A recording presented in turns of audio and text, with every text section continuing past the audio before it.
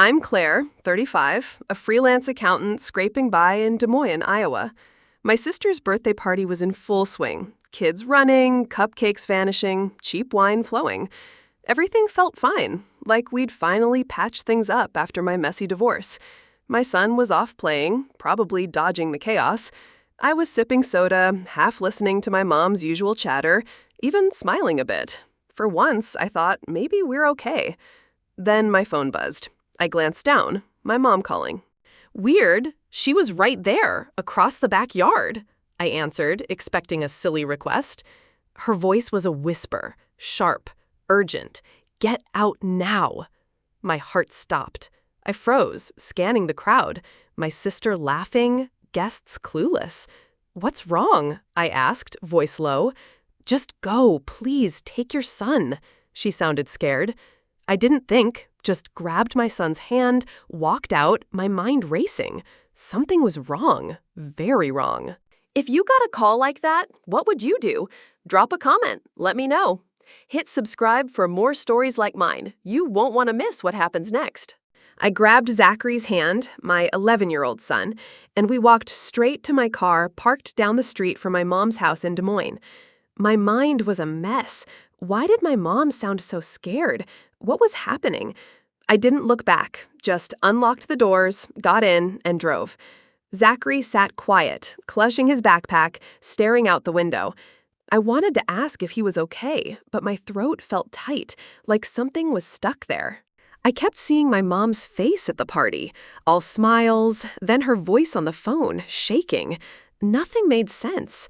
I drove to Jennifer's place, my friend since high school, who lived 10 minutes away in a small apartment near downtown. She was a social worker, always steady, always there when I needed her. I pulled into her lot, heart still racing, and texted her, "I'm outside. Something's wrong." She opened the door in sweatpants, holding a mug, and stepped aside without a word. That's why I trusted her. She didn't need explanations to show up. We sat on her couch, Zachary curled up next to me, his eyes wide but silent. I called my mom, Nancy, back, putting her on speaker. Her voice was low, like she was hiding. "Claire, I heard them talking. Your sister and your ex-husband, Brian." My stomach dropped. Brian, my ex, was a manipulative control freak who'd made my life hell for years.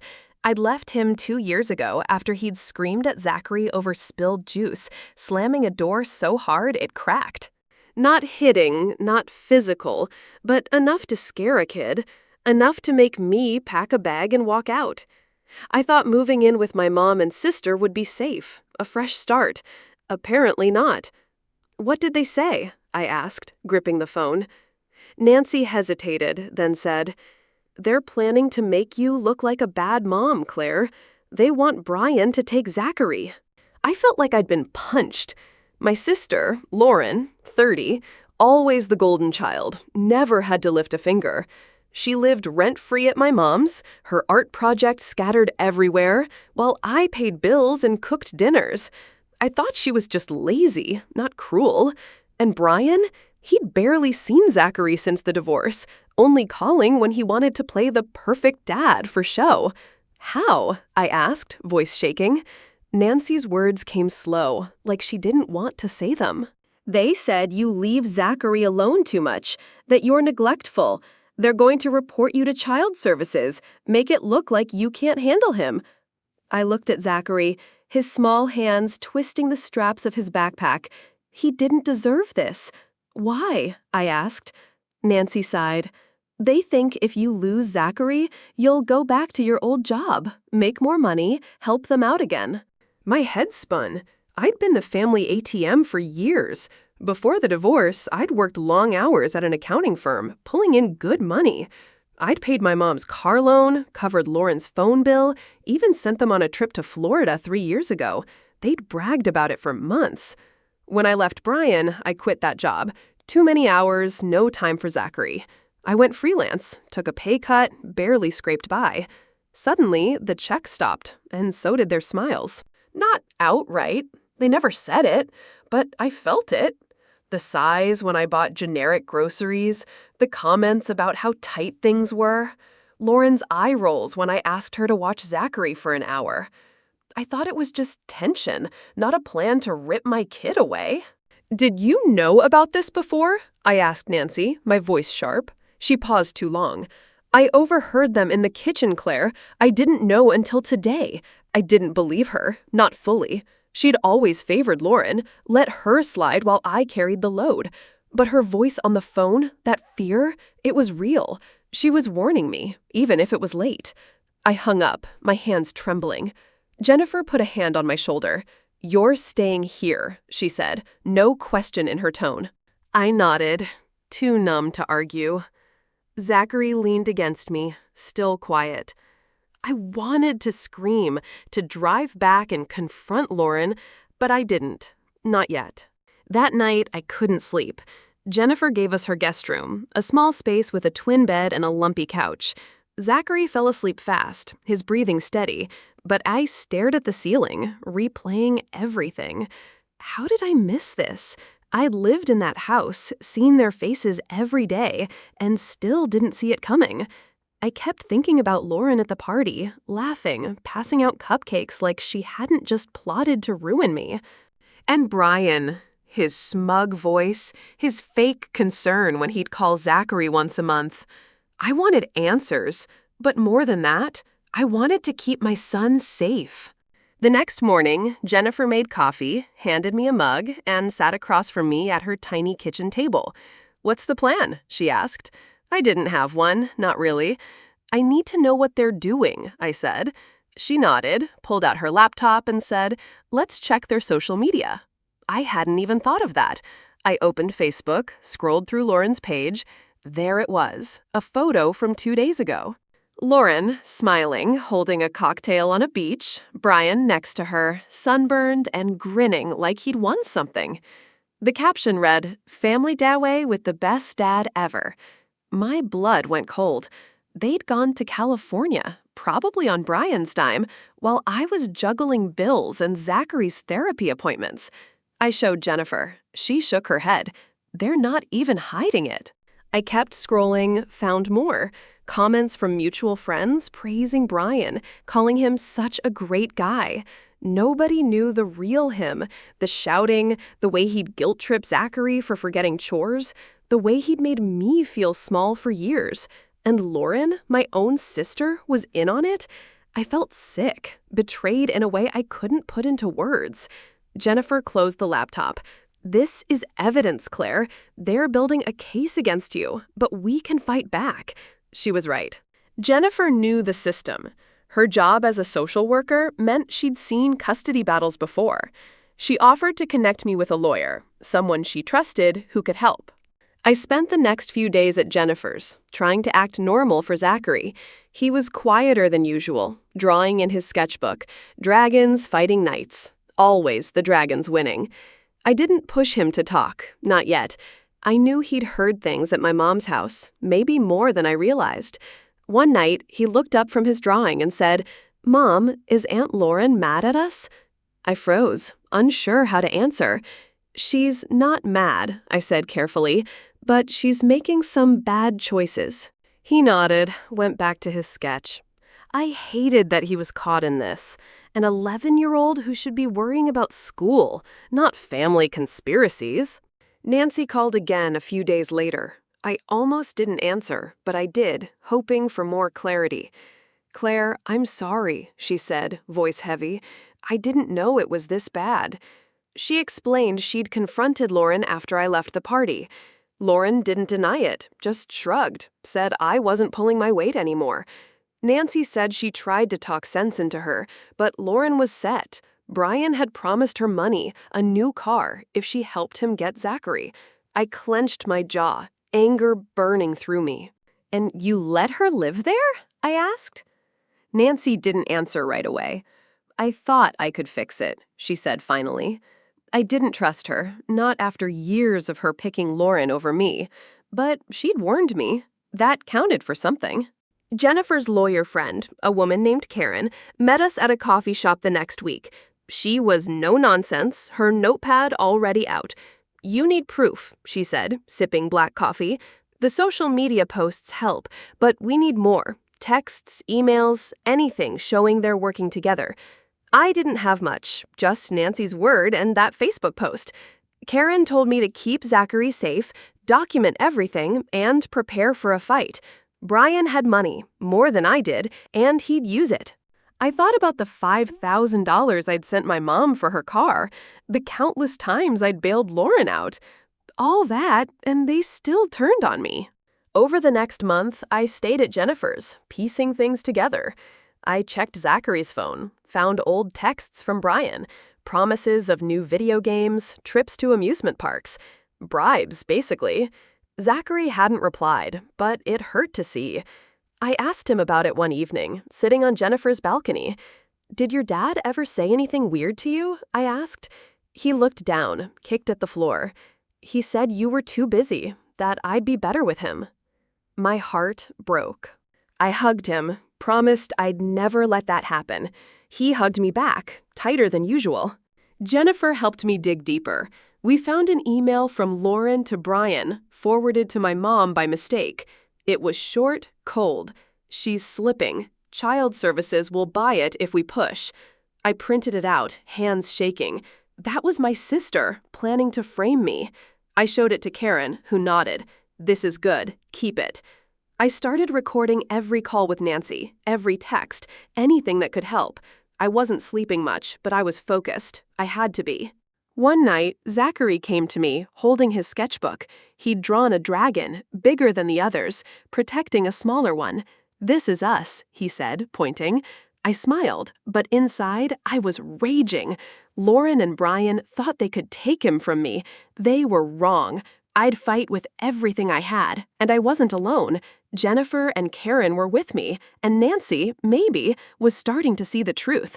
I didn't know what was coming, but I knew I'd do whatever it took to keep my son. I sat in Jennifer's living room, staring at the email printout. Lauren's cold words to Brian. "She's slipping. Child Services will buy it if we push."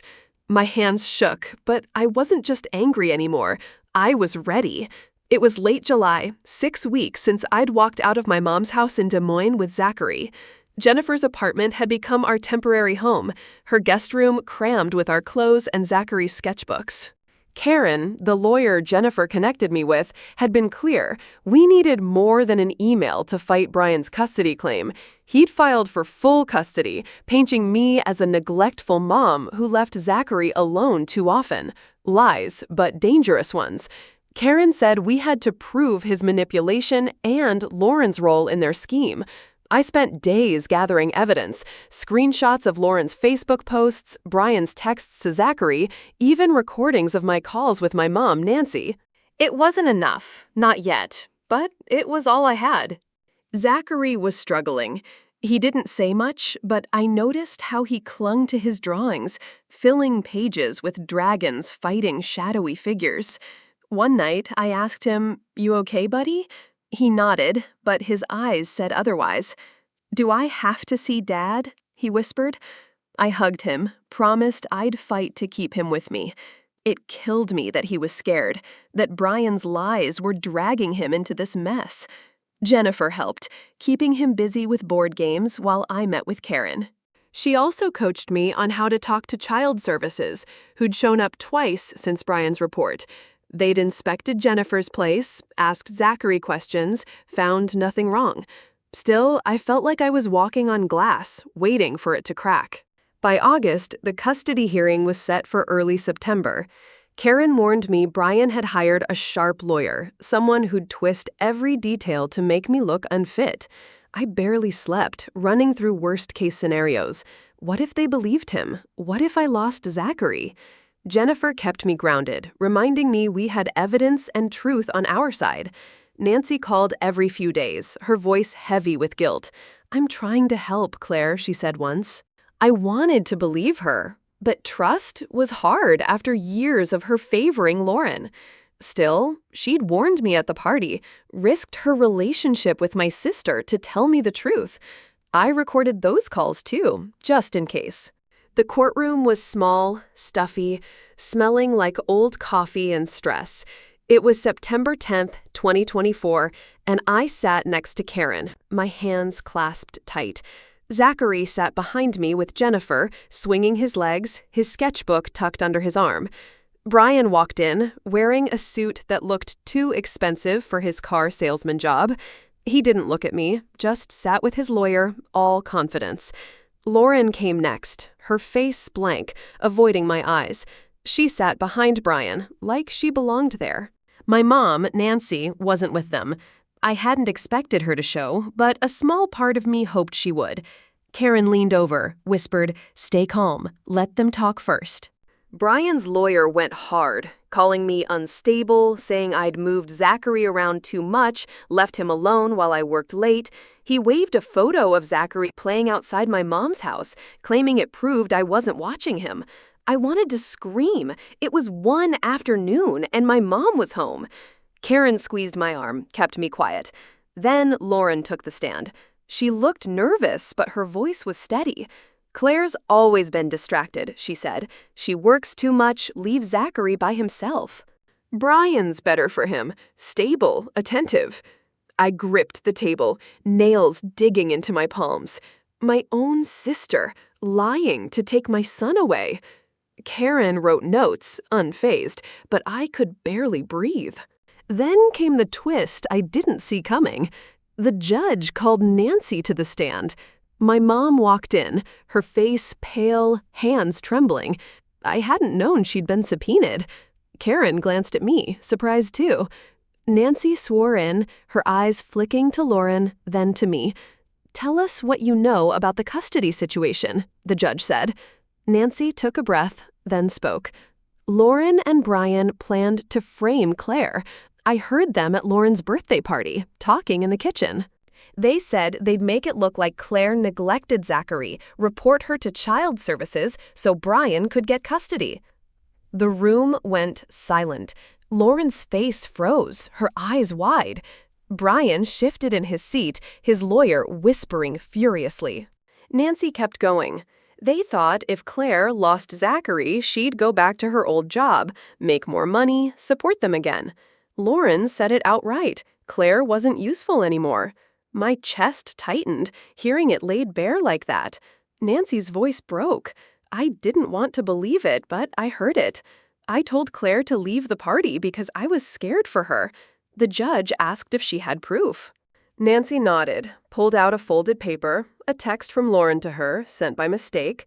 "Brian says we just need one report to seal it." Karen had submitted it as evidence the day before, but hearing Nancy say it aloud hit harder. Brian's lawyer tried to spin it, saying Nancy was confused, that it was just family gossip. But the judge wasn't buying it.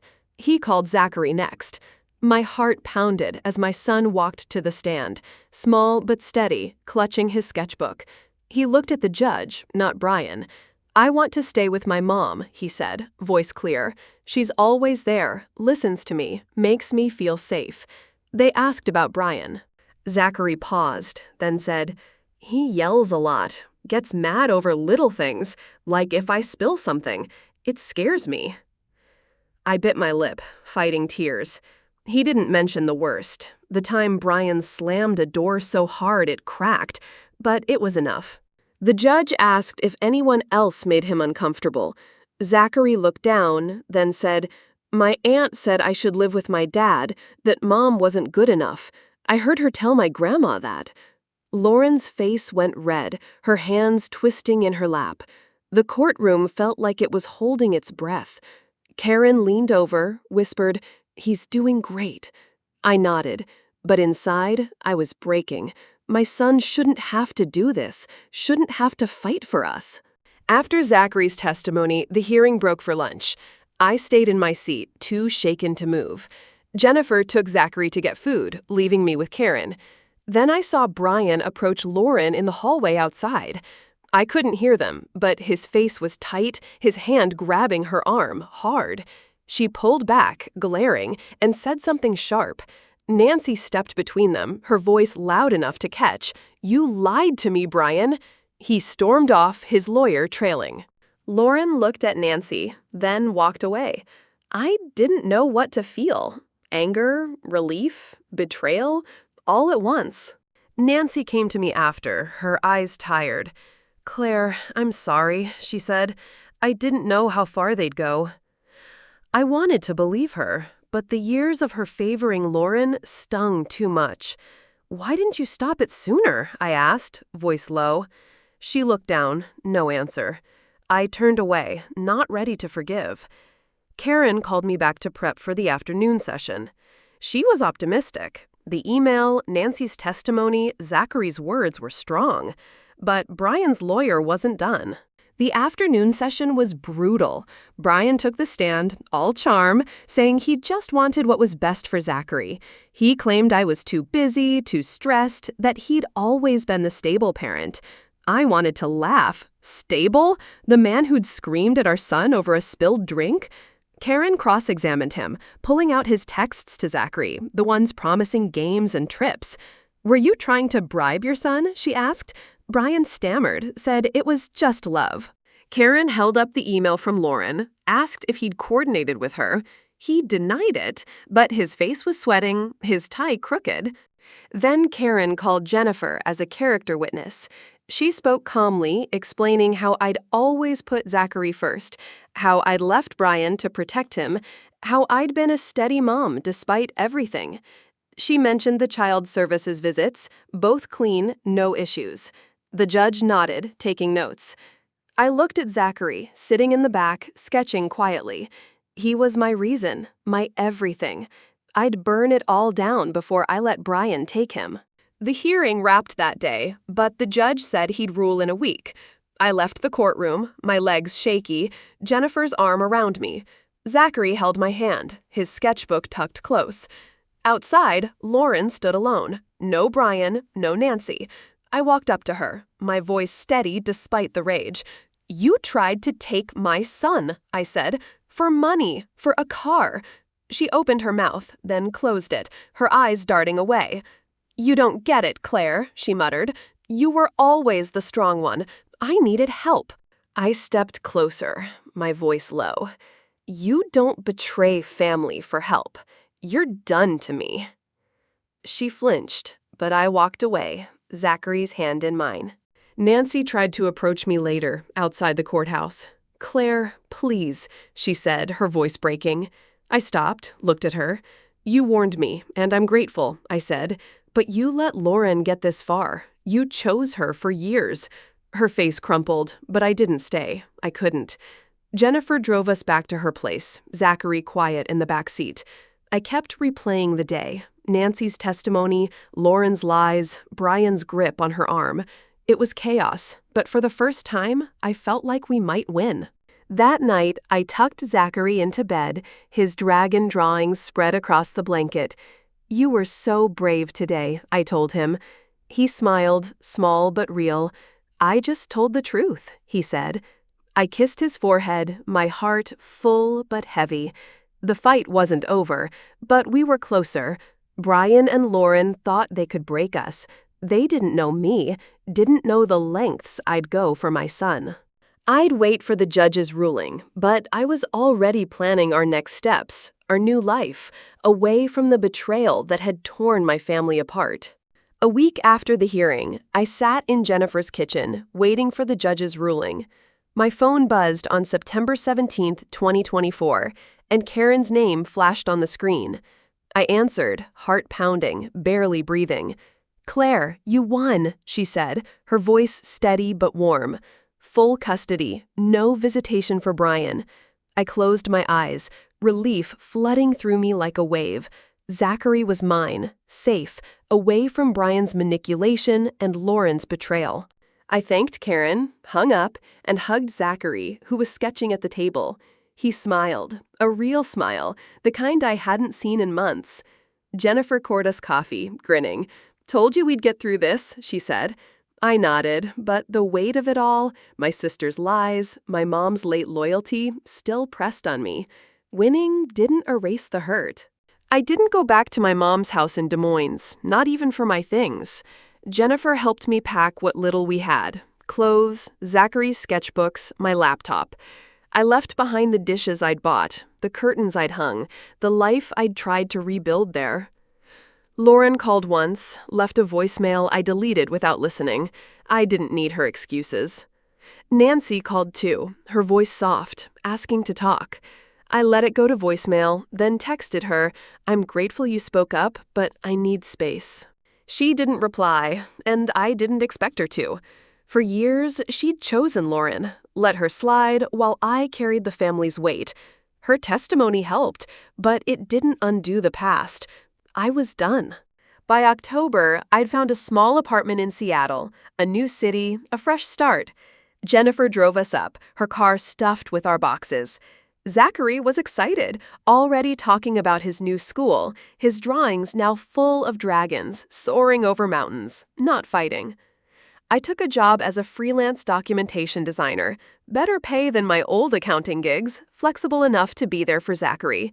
The apartment was tiny, one bedroom, a cramped kitchen, but it was ours. We painted the walls blue, hung Zachary's sketches, started fresh. I felt lighter, like I could breathe again. Brian disappeared after the ruling. I heard through a mutual friend he'd moved to California, probably chasing another scheme. His texts to Zachary stopped. No more promises of games or trips. Good riddance. Lauren stayed in Des Moines, still living off my mom, posting on Facebook about her art projects. I blocked her, didn't need to see it. Nancy sent a letter a month later, handwritten, apologizing again. She said she'd kicked Lauren out, that she was selling the house, starting over. I read it once, then tucked it away. Maybe one day I'd answer, but not now. The betrayal cut too deep. Lauren's plan to frame me, Nancy's years of favoritism. I couldn't unfeel that. Zachary started school in November, making friends, joining an art club. I watched him grow, his quiet strength shining through. He'd been so brave in court, telling the truth about Brian, about Lauren. One evening, he showed me a new drawing, a dragon and a boy, standing side by side. "That's us," he said, grinning. I hugged him, my heart full. He didn't flinch at loud noises anymore, didn't ask about his dad or aunt. He was healing, and so was I. Jennifer visited often, bringing coffee and bad jokes. She never asked for thanks, never pushed me to talk about what happened. She'd been my rock, from the night I showed up at her door to the days in court. I owed her more than I could say, but she just waved it off, said that's what friends do. Her support, Zachary's courage, even Nancy's last-minute stand, they got us through. But the truth was, I'd fought the hardest.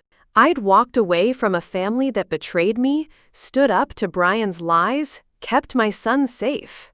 By September 2025, a year after the ruling, our life in Seattle felt solid. I had steady clients, enough to afford small things, a new bike for Zachary, a weekend trip to the coast. We weren't rich, but we were free.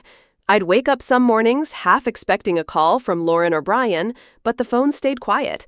The silence wasn't peace, not exactly. It was the absence of their chaos. I'd learned to live with it, to build around it. Zachary laughed more, drew more, started writing little stories to go with his dragons. I'd catch him smiling in his sleep, and it was enough. One night, over pizza, I looked at Zachary and thought about what we'd been through. I'd lost my family. Or maybe I'd just seen them for who they were. Lauren's greed, Brian's control, Nancy's late regret. They'd all taught me something. I leaned across the table, caught Zachary's eye. "You know what I learned?" I said. He tilted his head, curious. "Family isn't just who you're born to. It's who stands by you, who fights for you. Sometimes you have to let go of the ones who hurt you, no matter how much it stings." He nodded, like he got it. I hoped he did. To anyone listening, here's my warning. Trust your gut. If something feels off, even with family, don't ignore it. People can hide their true selves, whisper lies behind your back, plan to break you for their own gain. I didn't see it coming, but I learned to fight back. Protect what matters, your kids, your heart, your truth. Don't let anyone take that from you, no matter who they are. I walked away from my sister, my mom, my old life, and I'm stronger for it. Zachary's safe, and that's worth everything. Thank you for hearing my story. It's not easy to share, but I hope it means something to you. If you've ever faced betrayal like this, drop a comment. I want to hear your story. Hit subscribe for more real stories like mine. Stay strong out there.